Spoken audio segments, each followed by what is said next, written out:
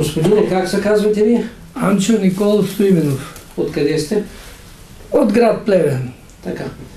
Преди известно време сте идвали при мен на преглед. Да. Имали сте високо кръвно.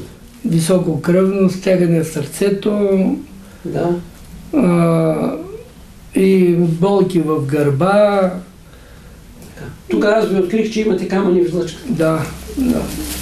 Някой беше ли ги открил? Не. Въобще до сега никой ми не е казал, че имам камъни В жлъчката. Добре.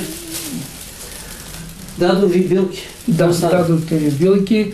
Първо за прочистване беше организма, после почнах билките и вече ги пия и продължавам да ги пия.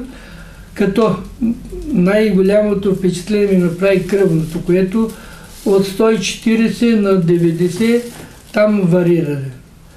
И преди колко беше? 150 до 160 и 70 е стигало даже. Да. А сега си е повече. 140 на 80 на 90. Значи нормално. Нормално. А как се чувствате като жизнь? Ами, да ви кажа, че не спирам да работя. Да.